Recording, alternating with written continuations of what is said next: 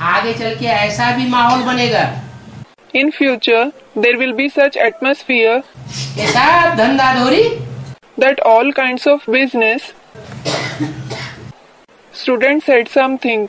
छोड़ नहीं देंगे, नुकसान हो जाएगा, सब धंधों में नुकसान होगा। They won't give up the business. They will suffer a loss. There will be loss in all kinds of business. कोई धंधा इस दुनिया में नहीं चलेगा, एक ही धंधा चलेगा। No business will prosper in this world. Only one business will prosper. और उस धंधे के बीच में जो जो आत्माएं परिपूर्ण होती जाएंगी, पक्का बुद्धि में बैठता जाएगा। And the souls who become more and more skilled in that business, it will sit firmly in their intellect. कि इन धंधों में कुछ भी फायदा नहीं है, सबसे अच्छा धंधा है ज्ञान देना और ज्ञान लेना। That there is no benefit in those businesses. The best business is to give and take knowledge.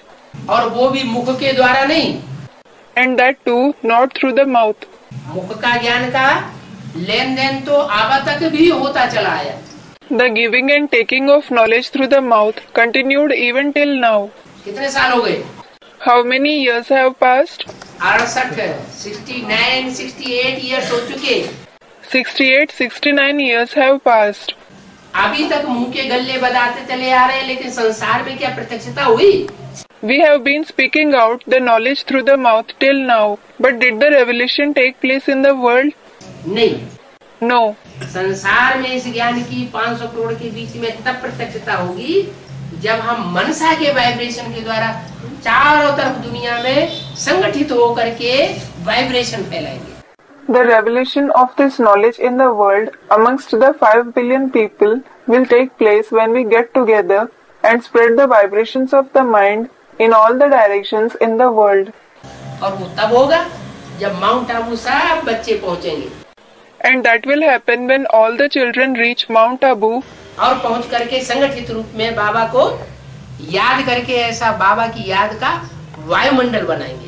And create an environment of Baba's remembrance by remembering him collectively after reaching there. तो सारी दुनिया की आत्माएं स्वतः ही खिंची हुई चली आएंगी। Then the souls of the entire world will come there, being attracted automatically. हमको कोई भाषणबाजी वगैरह करने की दरकार नहीं पड़ेगी। We won't need to give any lectures, etc.